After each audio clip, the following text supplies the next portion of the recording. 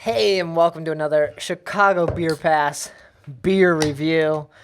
We got a lot of cans here, a lot of tall boys going on. Add a Pipeworks Citra to it. Is this Citra or Extra? Is that a little Citra?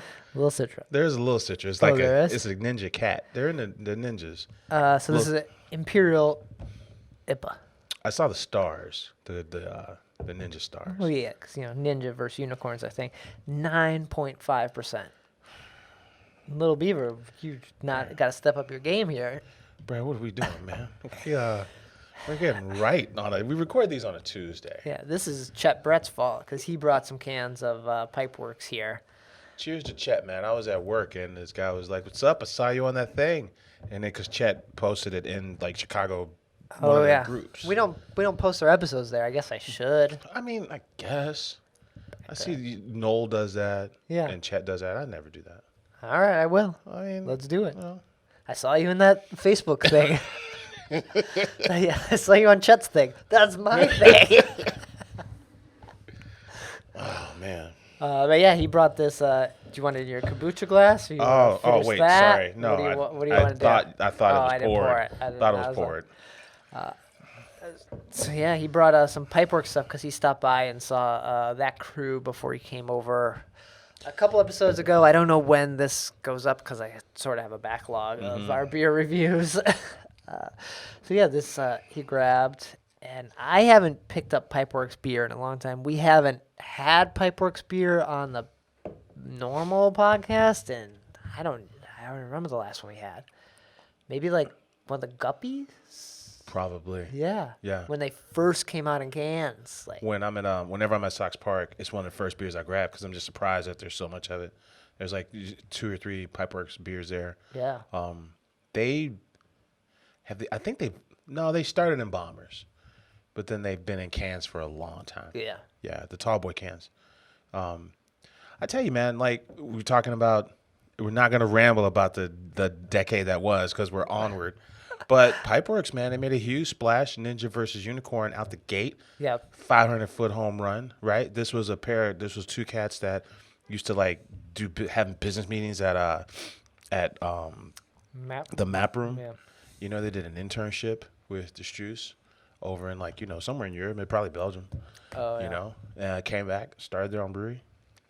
I watched a Beer Temple interview with them. And they said they almost called this joint the Da Vinci Beer Company. Okay. They were a stop on, I want to say it was probably the second Bike the Breweries. And we went there. The retail thing wasn't even like open. Like it was the most I'm trying to think makeshift thing. Like we went to Half Acre that was or not Half Acre, Haymarket that was a preview of it. Yeah. And then and then you're like, Pipeworks was like, we again brought our bikes into the brewery, and they're like, yeah, I don't know, this is our setup. And we're like, this is like my garage kind of thing. Like it was crazy. I used to be pals with this distributor rep, and she was trying to say like their brew system was like retired like from the dairy industry.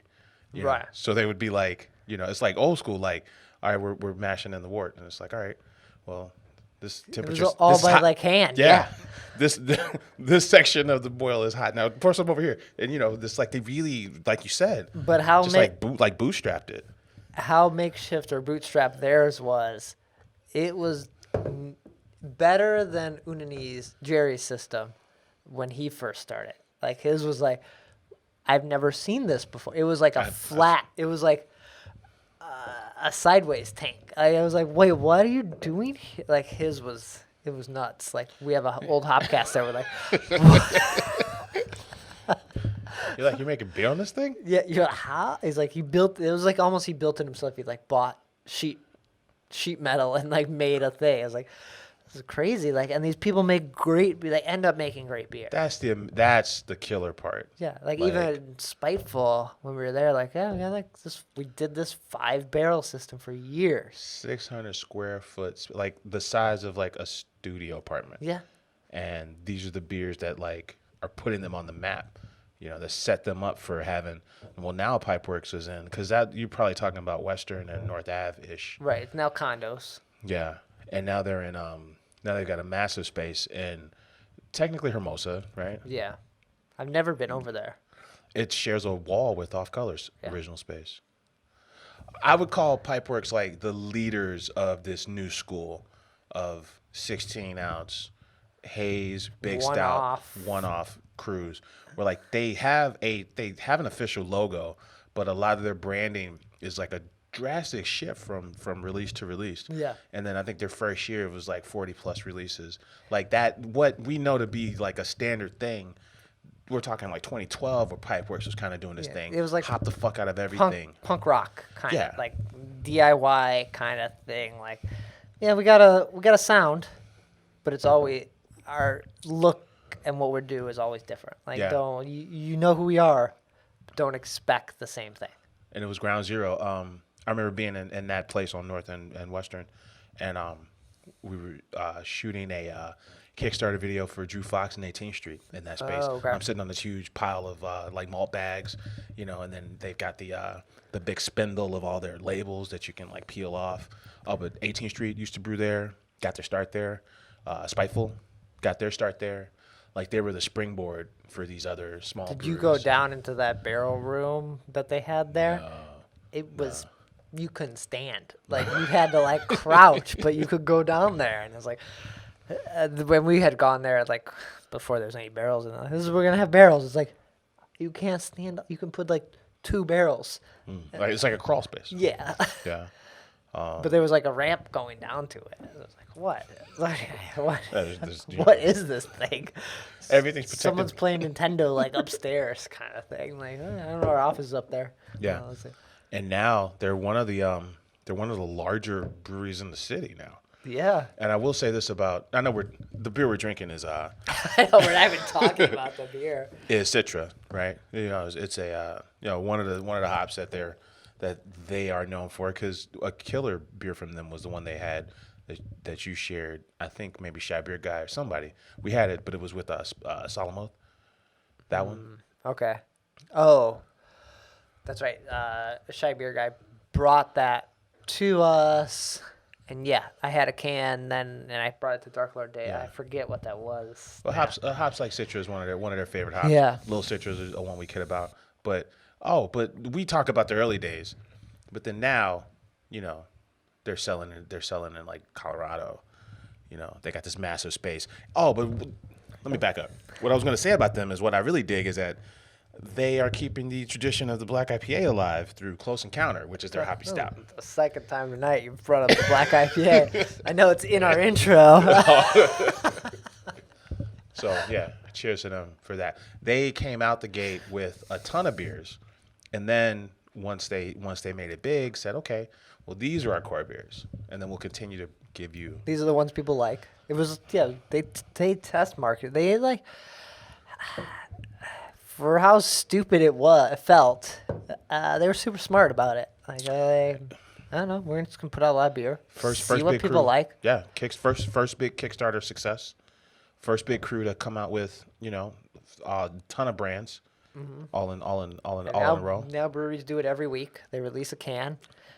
If it sells well, they'll do it again. If it doesn't, you don't see that one again.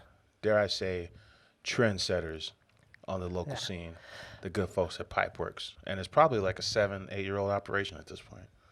Yeah. Well, yeah, if it was on Bike the Breweries 2, was that 2012? So yeah. They were just getting started there. Yeah. They might have been at remember they weren't the Brouhahas, but I remember going to a homebrew event. It was like in like a loft space, and it was just home brewers that were like thinking of starting breweries, and they were one of them. What Twisted Hippo is now was one of them, and it was like, wait, what? This is just like it was like a home brewers in a loft space. Yeah. They God, and there was one more note I wanted to say about these Pipeworks boys. But this beer it kicks your ass. It's all Citra. It drinks very smooth.